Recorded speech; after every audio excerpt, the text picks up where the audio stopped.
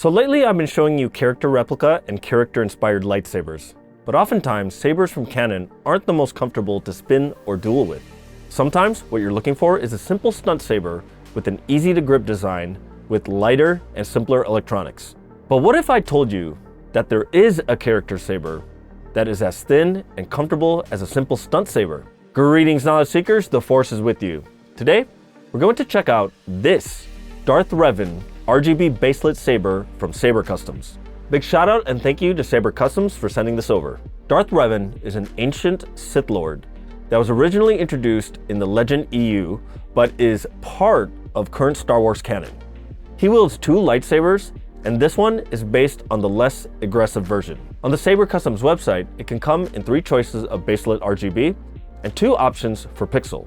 The option labeled RGB is just a standard RGB tri-Kree core for 129. XRGB 3.0 is the newer Xeno 3.0 with Bluetooth, which starts at 149. XRGB 3.0 with the SD card is the same Xeno 3.0 Baselit, but also comes with an SD card, which you can use to customize or expand different sound fonts, which goes for $159. There's also the Xeno Pixel 3.0 and the Profi 2.2 for the folks who want that realistic LED strip in the blade look for $219 and $269 respectively. What we have here is the XRGB 3.0, the one without the SD card. There is a micro SD card slot, so you can always add one later. Inside the box, you will find the Allen key with extra screws. You only need 2 to tighten the blade. The instruction manual, right over here. A USB Type-C to A charging cable. Reminder to always use a 5-volt charger so you don't fry your board. And a 36-inch component-free Baselit blade. This is everything it comes with. Now the hilt itself is beautiful. It's a long, skinny design in polished aluminum. Now, because it is shiny, it is a fingerprint magnet. Let's try to get as much out as possible. Now it uses a USB Type-C charging port above the control button, and the button is backlit and has the LED indicator ring. Power on. And one of the things that gives it away that this is a Xeno board is the fact that there's this Imperial looking insignia that's backlit right on the button. The bottom has a removable pommel, which you can screw off. Now the edges of the pommel, like right around here, are a little sharp, but you can easily remove it if it becomes uncomfortable. Possibly you could replace it with another one, or you could just sand the corners, give it a little bit of a weathered look, and make it more comfortable for your needs. There is a CoverTech connector for CoverTech belt clips, so you could just snap it onto your belt clip. Now the lower grip is nice, thin, and comfortable. In fact, because it's thin, I like it over some of my other stunt sabers. The control button is actually recessed, so it's a little harder for accidental presses. And above the control box, there is a contour that makes it very comfortable to grip below the emitter. Like this section right here. Now the emitter is two-toned with silver and gold right before the blade. Now the blade is held together by 2 set screws. So let's put it on. Now, despite being a 36-inch blade, this blade sits deeper into the emitter because the Xeno Pixel board is actually a little shorter, giving you 1.5 inches less length than most lightsabers with 36-inch blades. This actually helps secure the blade and keeps it from wobbling. Also, because this is a Baselit RGB, the long blade doesn't feel heavy, making the saber great for spinning. Let's turn it on.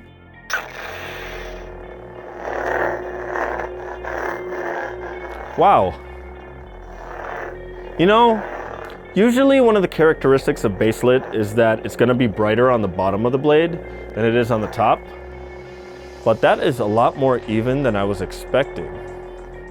Now, if you want to see a comparison of different component-free blades and checking which one's the most evenly lit, check out this short right here. Wow, that is light. Now for the controls, you can do gesture on and off. When the blade's not ignited, here are some of your controls. 1 flash, hold 1 flash. Volume low. You can control your volume. 2 flashes. Steady. It changes your blade style, so now I have steady. Let's do a different one. 1, 2. Unstable. Now I have unstable. It's a little bit more stroby.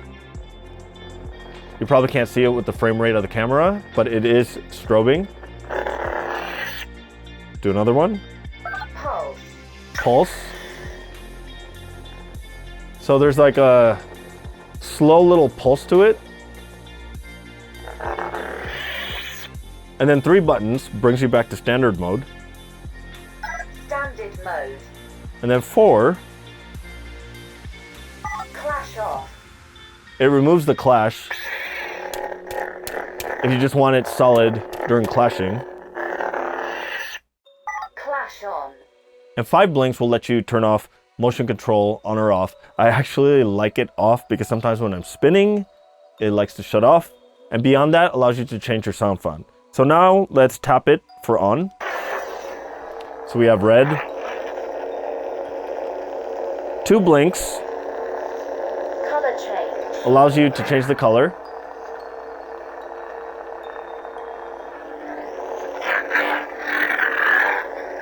Let's keep it there.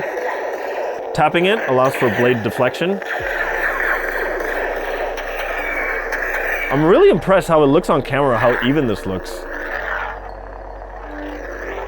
3 blinks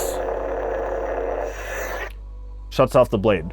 Now, unlike the XenoPixel 3.0, you have a few less items because you don't actually have the pixel animation changes that you can do. Now, real quick, let's see what controls we have on the app. So we can turn it on. We can adjust the volume. Volume level. Volume set 22. Instead of high, low, or mute, it's more granular. Volume level 12%. We can select the fonts. The Butcher. The Princess. The Dark Lord Order. The Third Hunter. The Prison. So there's 16 total sound fonts on here. You can trigger the lockup effect, drag effect, which is basically the same thing, especially on a Baselit because it doesn't have the separate pixels up on top. Blaster light effect, flash on clash, and force light effect.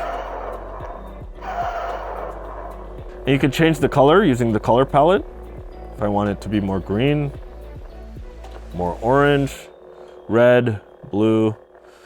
You can even use the quick color select if you just want to have one of the 12 solid colors. So yeah, having the app makes it so much easier Disconnected. to change your settings on the Saber itself.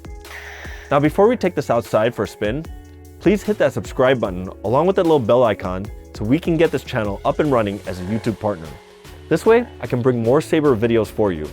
At the time of this video, we are just a little over 1,000 hours left to meet the requirement. Now, let's take this outside.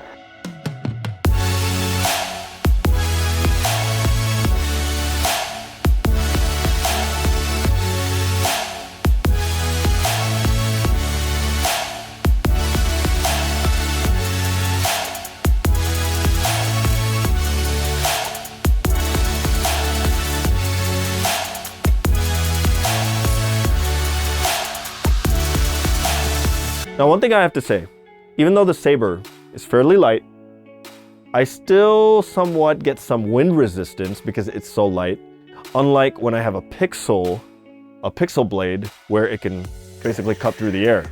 So that tends to actually affect my speed. But because it's so light, it's so much easier to toss. Like, I'm not as afraid to throw this thing.